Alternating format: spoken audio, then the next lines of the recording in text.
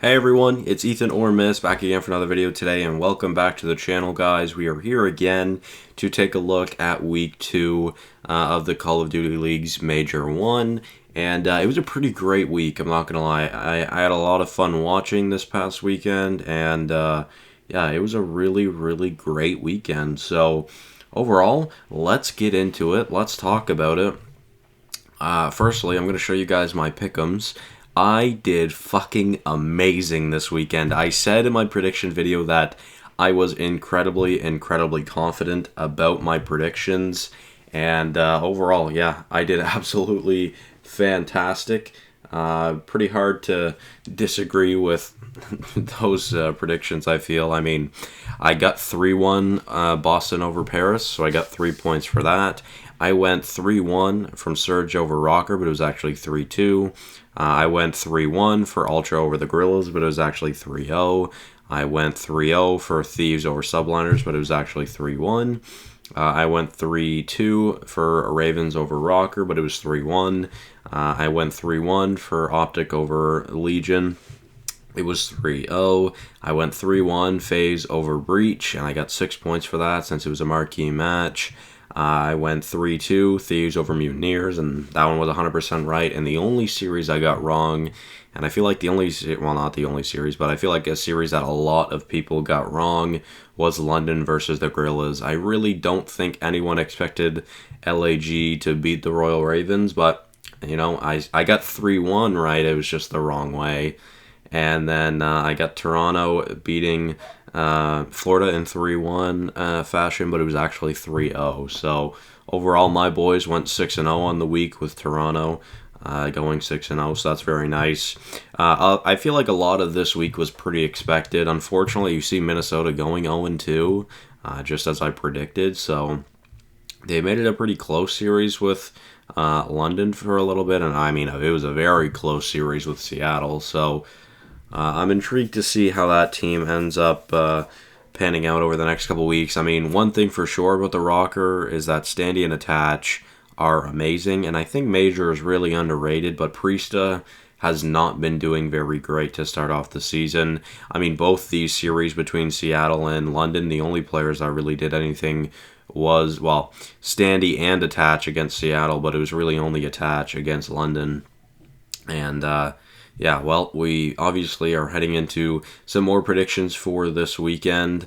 We have 3 great main events. Wow, we have Optic versus Ultra, then we have Thieves versus Ultra, and then we have Subliners versus FaZe. So that's very awesome. I'm super excited to watch this weekend. Again, like I said, we have some absolutely great matches. So I'm very intrigued to see how things go.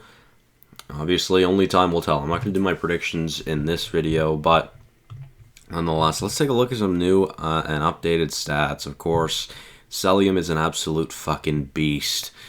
You see, I mean, overall in the top 5 KD, we have Atlanta, Seattle, and London. So, not very surprising. I mean, Gizmo and Afro are absolutely fucking amazing. They are playing so well right now. I think if I were to make a team of the week, or not a team of the week, I guess a team of the major right now, your main AR, I know he's a flex, but I'm taking Sib, and then as a flex, I'll take Celium, and then your subs are BZ and Afro. Like, they're playing so well. If I had to choose an actual AR, honestly, I think it might be Zero. Zero's been playing very great. Or accuracy. I mean, obviously accuracy with the ice every goddamn weekend. This guy, man. But yeah, some pretty crazy stats. I mean, overall, you're looking at some of this stuff like Vivid. Vivid is always so high in engagements in hardpoint, but Florida still struggles. I know it was a very close series, but Florida lost to an Ultra team that just put in Hixie, and it was the first time Hixie had played in the league. Not saying Hixie's bad, because he actually played very well that series. I mean, no one did phenomenally on Toronto, but everyone did their part, and we end up winning that series in 3-0. I mean, it was one round, or 1 point, or one round in every map, but still, Florida wasn't able to win there, and it's really surprising to me. But overall, I mean, one thing I find out that's very, very intriguing to me is TJ and Capsule appear in second and third in S&D KD. I think that just proves how great of a Boston, or how great of a search and destroy team Boston is. And again, I really look forward to watching these guys every week. I really, really like that team.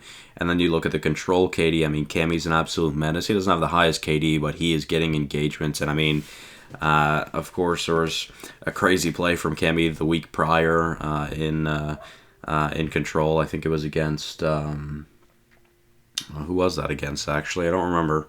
Oh, actually, no, it was earlier this weekend, wasn't it? I think it was against where was it? Sorry, yeah, the Gorillas. I think it was against the Gorillas in control. So, anyways, nonetheless. Some very interesting stats to keep an eye out for overall. Let's see the top 10. So we've got Celium at first, sitting with a 1.31. Sib at 2 with a 1.23. Gizmo at a 1.22. Those three are all fucking crazy. And then it kind of evens out to where it normally would be. Abizi with a 1.12, as well as Afro. Gunless with a 1.11. Asim with a 1.09. And I am going to stand by this statement until I die or until he proves me wrong. Asim or Asim is the most inconsistent player in the CDL. Some games he's literally double negative, and the next game he could literally be going like 11 positive. So, I mean, good for him. Obviously, it worked out this weekend. LAG had a great weekend. And then we have Shotzi with a 1.08, as well as Envoy, Dave Patty, and Capsule with a 1.07. So the top 10 is pretty interesting. A lot of negative players right now, but I think that will quickly figure itself out. You see Royalty now with a 0.73. I mean, Hixie with a 0.86. You know, one thing about what's going on down here, I mean, 3 New York players are in the bottom 3. To be fair, only 2 of them are actually playing right now, but Crim6 is not very far behind, and Hydra even as well is negative at a 0.99. So I'm very intrigued to see how the rest of this season goes. Of course, we're so early in the season, who knows what's going to happen. As for Hardpoint, again, Sib with a 1.32. I'll let you guys take a look at this. Pretty crazy stats here. There's a lot of very, very interesting stats. Royalty struggled this weekend, but it was his first time back in league play in a long time, so kind of got to take it with a grain of salt. And then looking at Search and Destroy KDs, again, we've got, so TJ at number 2, Capsule at number 3, and Methods at number 6. So again, proves how great of a team this Boston is in Search and Destroy. And Nero, I mean, he's negative, but Nero hasn't had a great start to the season, but I expect that he'll probably be able to pick it up. Oh my god. Cammy and Hydra not doing great in Search and Destroy.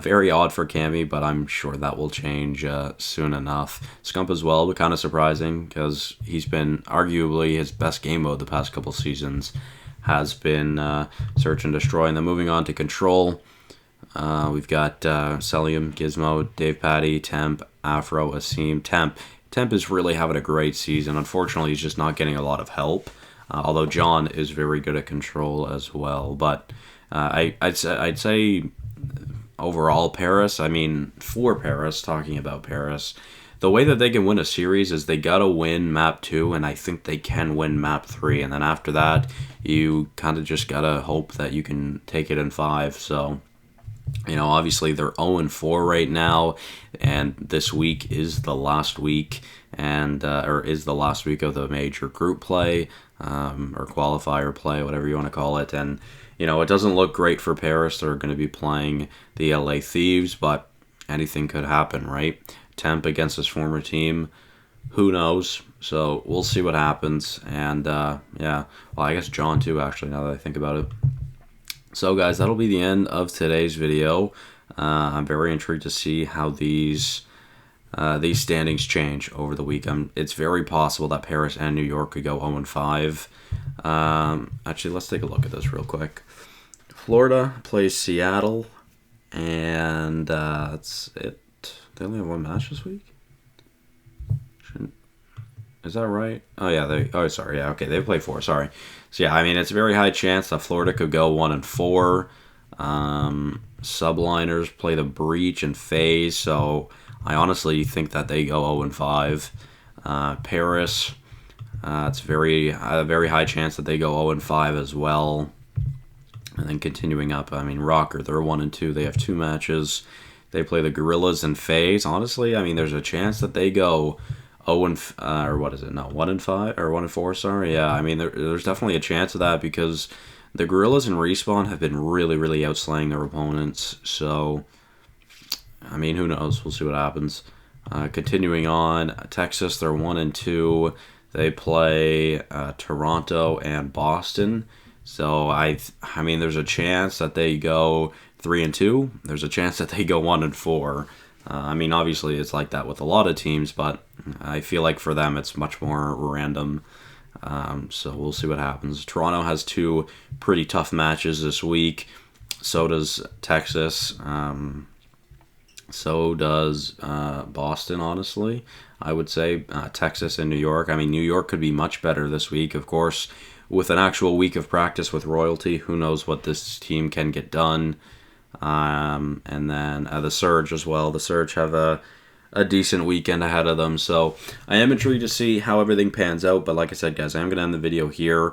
Thank you all so much for watching, and I will see you guys in a video later this week for my predictions of Week 3. So thank you all so much for watching. Hopefully you did enjoy, and I will see you guys in the next one. Bye-bye.